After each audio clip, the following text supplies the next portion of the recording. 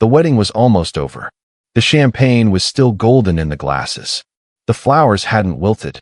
The chandelier light made everything look soft and safe and permanent, the kind of light that makes people believe in happy endings. And Imani Brooks, standing in ivory lace at the center of it all, her new husband's laughter warm in her ear, had finally, after years of running, allowed herself to breathe. She had done it. She had actually done it. But across the reception hall, in the quiet corner where the most dangerous man in the room sat perfectly still amid the celebration, something was already in motion. Kang Jae-min didn't clap, didn't smile, didn't raise a glass. He simply watched. And moving toward him right now, light-up shoes blinking with every step, white dress spinning, completely unaware, was a 6-year-old girl named Lila. She was holding a photograph, and she had absolutely no idea what she was about to unleash. Before we go any further, if you're already feeling that tension in your chest, just wait until you see what happens next. Hit that like button right now, drop a comment telling me, do you think Imani survives this? And if you're new here, subscribe, because stories like this are what we do. Now, alright, let's get back to the story.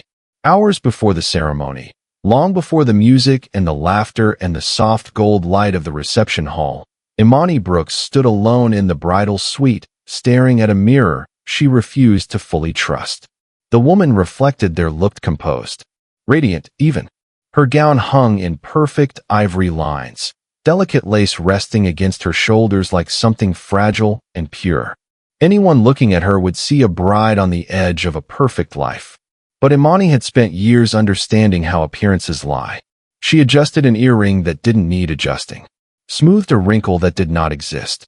Her hands were steady now, but that steadiness had been trained into her, built from years of learning how to remain calm while danger moved just beyond the edges of sight. There had been another life, another name. In that life, she sat in parked cars with engines off and breath shallow, memorizing license plates and faces. She spoke into recorders hidden beneath scarves. She handed over envelopes in quiet cafes while pretending not to notice who was watching from across the street. She gave the federal task force names, routes, meeting locations, shipments. She learned how empires moved in silence and how violence could be scheduled like business. The intelligence she provided dismantled pieces of a powerful underworld network, 3 lieutenants removed, supply lines severed, operations exposed. The name at the center of it all had loomed like a shadow over every briefing, Kang Jae-min. When the operation ended, they told her she would disappear into witness protection. A new identity, a sealed past, safety through erasure. But safety offered by systems had always felt temporary. So she ran her own way. She chose her own name, built her own story, waitressed under fluorescent lights, studied at night, moved apartments every 6 months until the instinct to run began to loosen its grip. She never unpacked completely, never slept deeply, never sat with her back to a door, until she met Daniel. He did not ask about the shadows behind her eyes. He did not push when she changed subjects. He loved her with the steady patience of someone who believed in the future more than the past. Through him came his family, respected, influential, untouchably respectable, a world so far removed from the one she had escaped that it felt almost fictional. And today, marrying into that world, she believed she had finally crossed the finish line. A soft knock sounded. Her maid of honor peeked in, smiling through happy tears. "It's time." Imani nodded. She took one last look at the mirror, not searching for the woman she used to be, but confirming she was no longer her.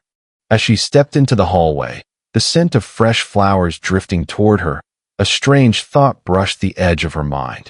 You made it. For the first time in years, she allowed herself to believe it.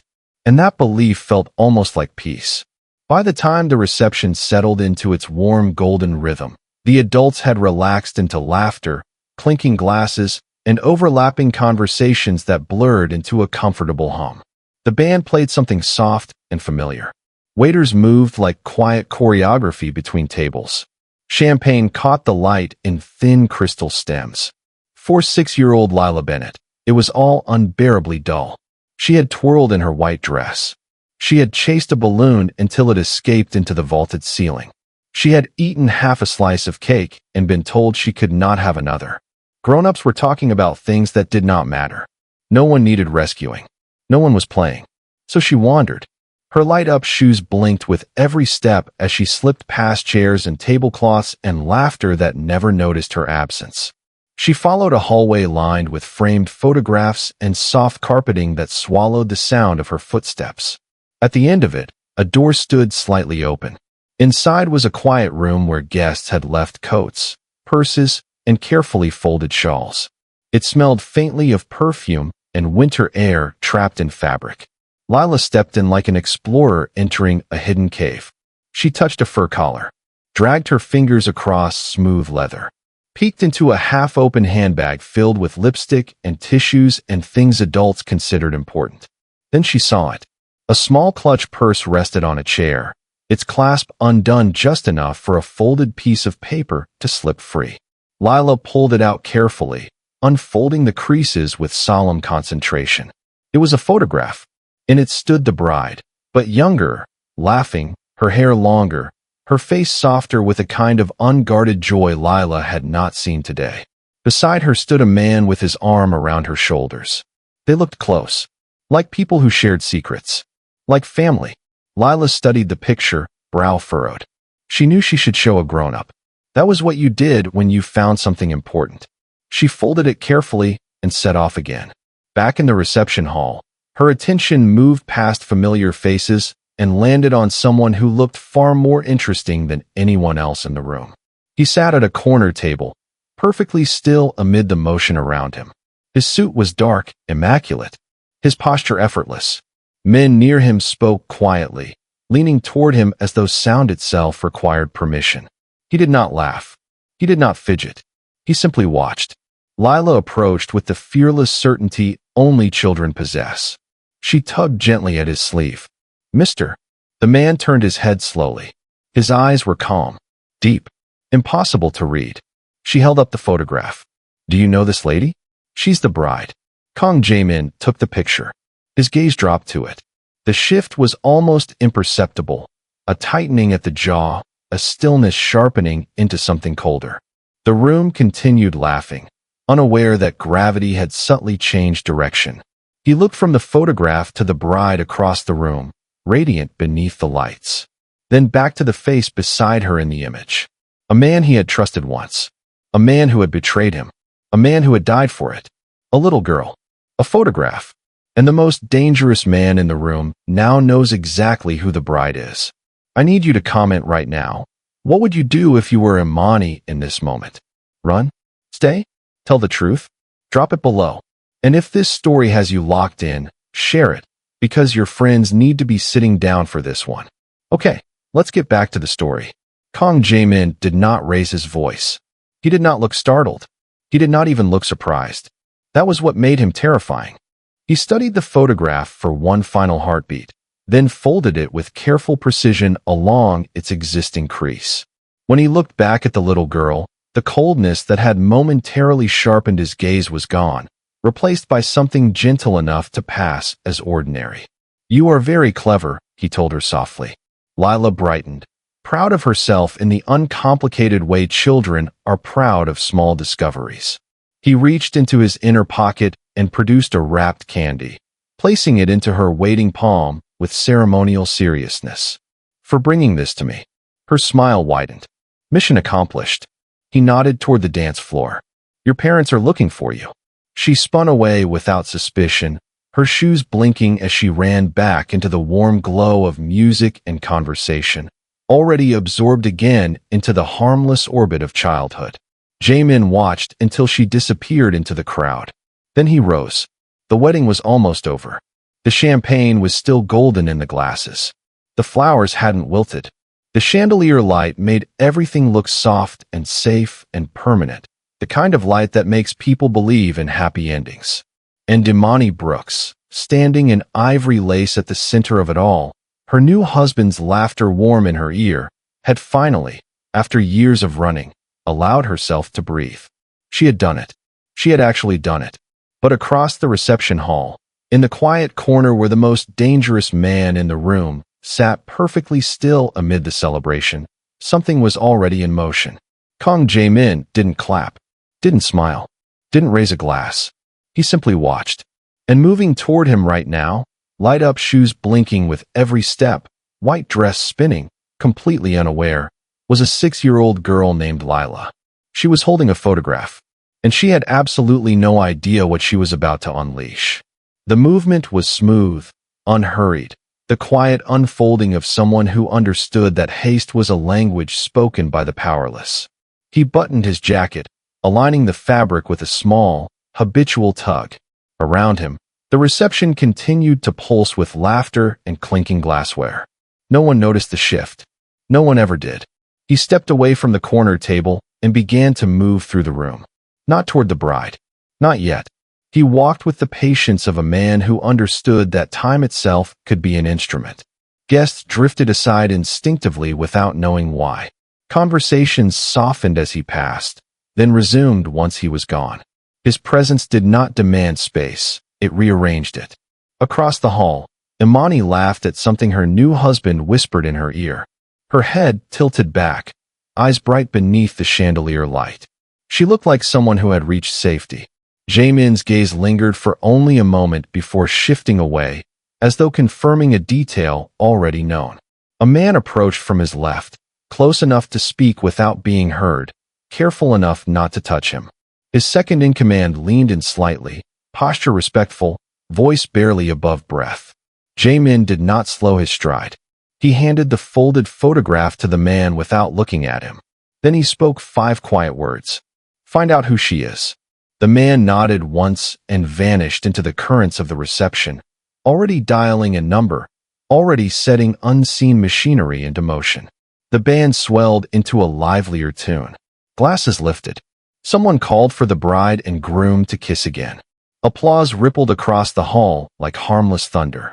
And beneath it all, silent and invisible, something irreversible had begun to move. Imani laughed at the right moments. She tilted her head when spoken to. She let relatives pull her into photographs and accepted congratulations with the soft gratitude expected of a new bride. To anyone watching, she was radiant, the woman who had reached the long-promised shore of safety. But beneath the satin and silk, something old and feral began to stir. It started as a tightening behind her ribs, a pressure in her lungs that made each breath feel shallow, incomplete. She told herself it was the weight of the day, the exhaustion after months of planning, the emotional release that came when survival finally loosened its grip. Then the music shifted and the sensation sharpened.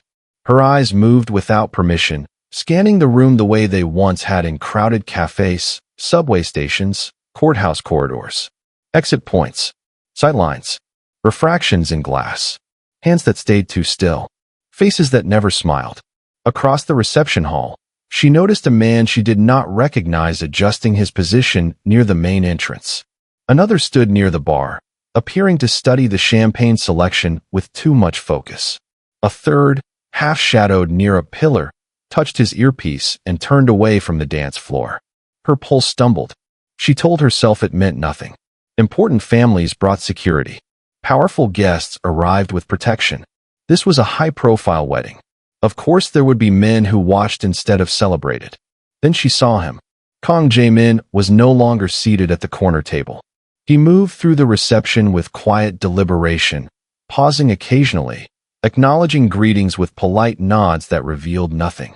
His expression remained composed, but there was an intention in his path, a slow orbit tightening around an unseen center. Imani felt the air thin. She forced herself to smile as her husband leaned close to whisper something about the honeymoon itinerary. She laughed softly, touched his arm, nodded as though she were listening. But her eyes continued to move, drawn back again and again to the subtle rearranging of bodies in the room. And then she saw Lila. The little girl skipped across the marble floor, shoes blinking in cheerful bursts of light. A wrapped candy crinkled in her hand. She moved from the far side of the reception, from the direction of the corner table, weaving between chairs and gowns, humming to herself, blissfully untouched by the currents shifting around her. Imani's stomach dropped. It wasn't the child herself. It was the direction she had come from. The path she traced through the crowd. The invisible line connecting her small hand to the man who now walked the room with measured purpose. A cold wave rolled through Imani's chest. "I'll be right back," she murmured to her husband, brushing a kiss against his cheek before he could question her. She moved carefully, not rushing, not drawing attention. The same controlled pace she had practiced years ago when fear was something to be hidden rather than obeyed. Lila reached her mother near the dessert table. The woman laughed as the child held up her candy prize. Imani approached with a polite smile. "She's adorable," she said warmly. "Has she been behaving?" Lila's mother laughed, brushing frosting from her daughter's cheek. "Oh, you know kids." Imani crouched slightly, keeping her tone light. "Did she wander off at all? I thought I saw her near the coat room earlier." The woman waved a dismissive hand. "Everywhere. The hallway, the gift table, probably the kitchen if they let her. She's been exploring the whole place." Imani's blood went cold. Everywhere. The hallway beyond the reception doors felt like stepping into another world. The music dulled into a distant pulse. Laughter became muffled echoes trapped behind heavy wood. The air was cooler here, scented faintly with polish and fresh lilies arranged along a narrow console table. Soft lighting cast long shadows that stretched across the carpet like quiet warnings. Imani walked until the sound of the celebration blurred into background noise, and her own breathing became the loudest thing she could hear. She pressed her fingertips lightly against the wall, steadying herself. "Think. Don't panic." Panic was noise. Panic got people killed. Her mind moved through possibilities with practiced speed. If he knew, he would not make a scene. If he suspected, he would confirm. If he intended harm, she would never see it coming. The silence pressed closer. Behind her, a door clicked shut. The sound was soft. Final. Imani turned. Kang Jae-min stood a few steps away, hands loosely folded in front of him, posture relaxed in a way that suggested absolute control. His expression revealed nothing. No anger, no accusation, no visible threat. Only stillness. For a suspended moment, neither of them spoke. The hallway seemed to narrow, the air tightening between them like drawn wire. He walked forward, each step measured, unhurried. The polished leather of his shoes made almost no sound against the carpet. He stopped at the small table positioned between them, a decorative surface meant for flowers and nothing more, and placed something gently upon it. The photograph. He turned it face up. Imani did not breathe. He stepped back and said nothing. He did not demand explanation. He did not ask questions. He did not threaten. He simply watched her with the calm patience of a man who understood that truth, when cornered, reveals itself without force. The silence became unbearable. Imani's eyes dropped to the image. Her own face stared back at her from another lifetime. Younger, unguarded, laughing into sunlight she no longer remembered how to feel. Beside her stood the man whose name had once been spoken only in coded briefings and whispered warnings. His arm rested easily around her shoulders. Their closeness was undeniable. Proof did not require explanation. Her chest tightened as the hallway seemed to tilt. Years of running. Years of rebuilding. Years spent crafting a life sturdy enough to outrun the past. All of it had led here. Not to a raid. Not to a gun drawn in the dark. Not to a courtroom. But to a quiet corridor during her own wedding reception. The man in the photograph was dead. The man standing before her was not. And the past she had buried was now lying face up between them.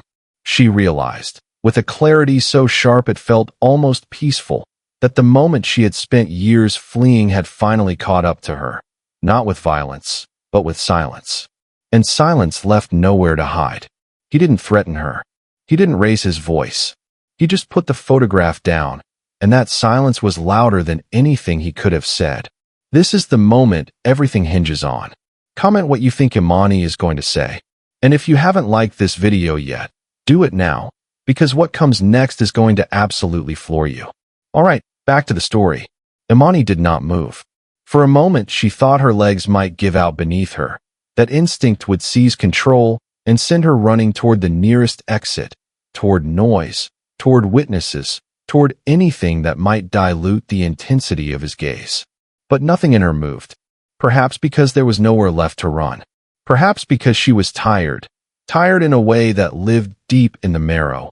A fatigue carved by years of looking over her shoulder, of building new names, new histories, new walls. She lifted her eyes to meet his. "I know who you are," she said. Her voice did not tremble. That surprised her.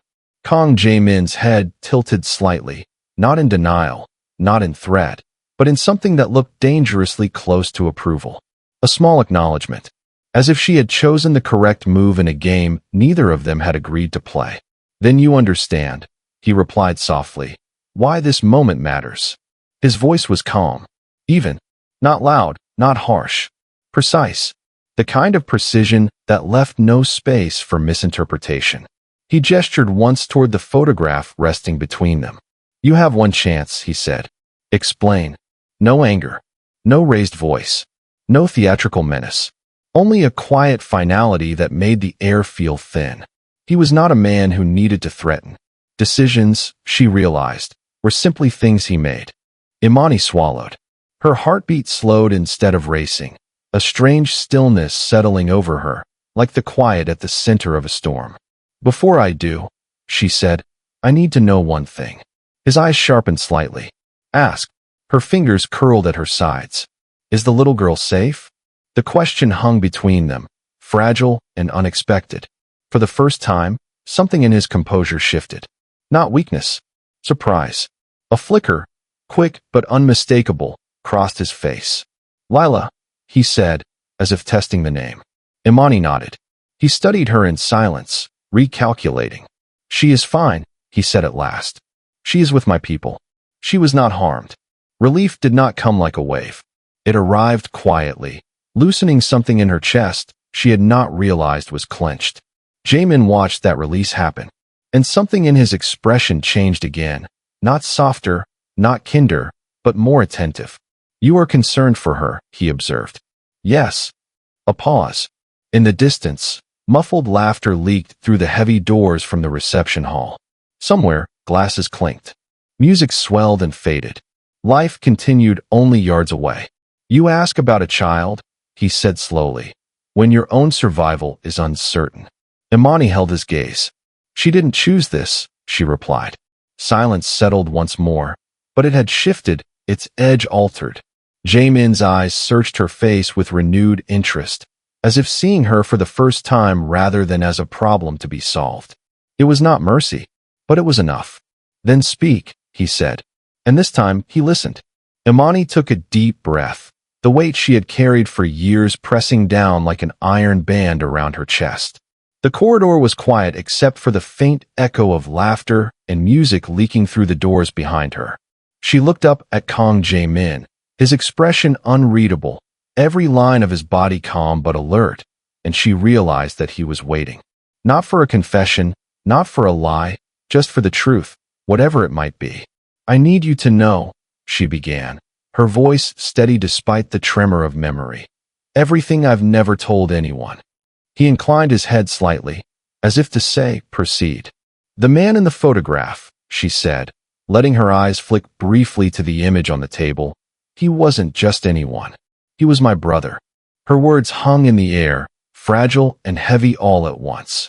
Imani paused, feeling the tight knot in her throat loosen only a fraction.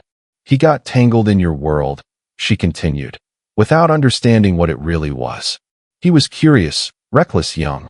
When the federal task force found out, they came to me. They gave me a choice, cooperate, or watch him disappear into their system, never to be seen again."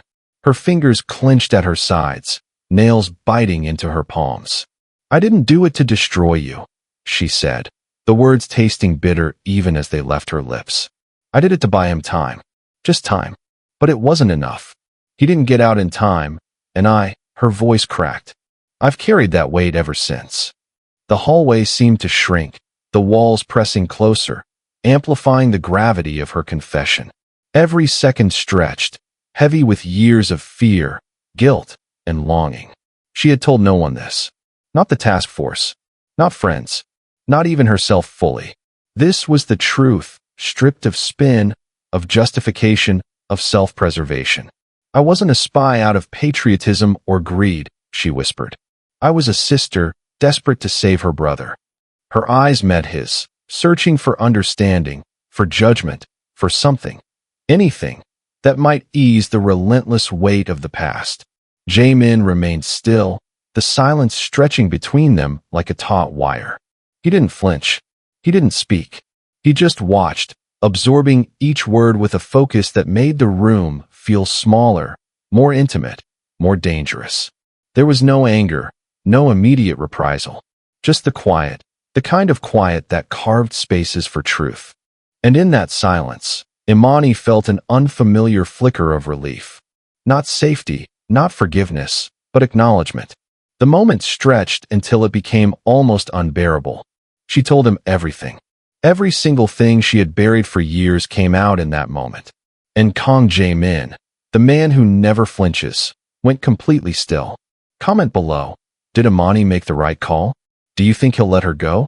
And if this story is hitting different today, make sure you're subscribed so you never miss what we drop next. Let's go back and finish this. The corridor remained quiet, heavy with the weight of her confession. Kang Jae-min did not move, did not speak, did not blink. He simply stood there, absorbing every syllable, every fragment of the truth she had laid bare. Imani's chest tightened with anticipation, fear clawing at her ribcage, yet she held her ground, meeting his gaze without flinching. She had run from this moment for years, yet here she was, unshielded and exposed. Time stretched. The music and laughter from the reception behind the doors seemed distant, almost irrelevant, as though the hallway existed in its own plane, carved out just for them. Jae-min's hands remained folded in front of him, his posture still, but something in the rigid lines of his face softened, not in forgiveness, exactly, but in comprehension. He was not a man who pardoned easily, but he was a man whose world ran on truth above all else.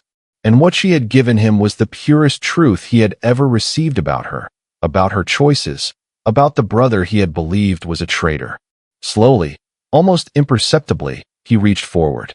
His fingers touched the photograph, now almost sacred in its weight, and he studied it again. The younger man who had died, the girl he had never understood, and the lines of her face that mirrored her own. He did not apologize. Men like him did not offer apologies. But the faint movement in his eyes, the tilt of his head, spoke volumes. Acknowledgement, recognition, a quiet reckoning with what had really happened. Then, with the precision that defined him, he slid the photograph back across the table toward her. "Take it," he said, his voice calm, controlled, the authority of a man whose life depended on decisions measured in silence and patience. He deserves to be remembered. Imani's hands hovered for a moment over the photograph, disbelief warring with relief. The world she had feared for so long seemed to shift. The shadow that had followed her every step momentarily lifted. Jae-min straightened, buttons clicking as he fastened his jacket, the simple, deliberate motions of a man reclaiming order. He took a slow breath and met her eyes once more. "You have nothing to fear from me tonight," he said, his tone devoid of menace, yet carrying the weight of inevitability. "Or any night." But his warning followed immediately, delivered with the same precision that made him terrifying. "Stop hiding. It makes you look guilty. And guilty people never stop running." There was no question, no debate, no argument in his words. Only the clarity of a man with a code, a man who understood both justice and survival, and a woman who had finally been given the space to stand still and be seen. Imani nodded, swallowing the tension that had held her throat tight. For the first time in years, she felt the edges of fear soften, replaced not with relief, but with understanding. This was the kind of silence that carried meaning, that spoke louder than threats or pleas ever could. And as Jae-min turned and walked back toward the doors, the weight she had carried for so long began to feel, for the first time, slightly lighter. Imani stepped back into the warm glow of the reception hall, the soft clinking of glasses and the gentle hum of conversation washing over her. Her husband's hand found hers almost immediately, tugging her toward the center of the dance floor with laughter spilling from his lips. She let herself be pulled, the rhythm of the music coaxing her into motion, her body loosening in a way it hadn't in years. As she twirled, her eyes flicked across the room, catching a movement that made her pause, even for a heartbeat. Across the hall, Kang Jae-min was there, already moving toward the exit. His posture was the same, unyielding, deliberate, a man who never wasted a single step or glance. He didn't look back, but there was an unmistakable weight to his presence, a quiet command that seemed to hold the room in a subtle tension. Just then, Lila, laughing and chasing a floating balloon, skipped past him. For the briefest instant, the great and terrible man hesitated, shifting aside just enough to let the little girl pass unharmed. He didn't smile. His face remained a mask of precision and restraint. And yet, in that one motion, the gesture spoke louder than words could convey. Patience, acknowledgement, the unspoken promise that innocence was protected. Imani's chest swelled with a strange, unfamiliar lightness. For years she had carried shadows on her shoulders, always watching doors, anticipating threats in every corner. But here, in this hall brimming with celebration and laughter, she felt something she hadn't allowed herself to feel in nearly a decade: freedom. She didn't need to scan the exits, didn't need to measure every smile or shift in the crowd. For the first time in a long time, she could simply dance, fully present, fully herself. The music swelled, the band hitting a familiar crescendo, and she let her body follow the rhythm, letting the melody carry away the last remnants of fear. The flowers remained vibrant on the tables, their scent a gentle reminder of life, not danger. The candles flickered softly, casting shadows that no longer chased her. Her husband's hand tightened around hers, grounding her in the warmth and security of the moment. Somewhere near the doorway, Jaemin's figure disappeared, leaving behind a silence that was not threatening but final, a mark of closure. And Imani realized that the night she had feared for so long, the night that had once seemed like the precipice of disaster, had transformed into something else entirely. It was the beginning of a life reclaimed, a narrative rewritten by courage and truth. The laughter, the music, the twirling couples, all of it formed a tapestry she could finally step into without fear. She smiled genuinely, the first smile unshadowed by vigilance or doubt. The wedding had ended, and in its quiet, the world opened for her in ways she hadn't thought possible. And just like that, the wedding that nearly ended Imani's life became the night that finally set her free. A little girl with a photograph, a mafia boss with a code, and a woman who finally stopped running from her own story.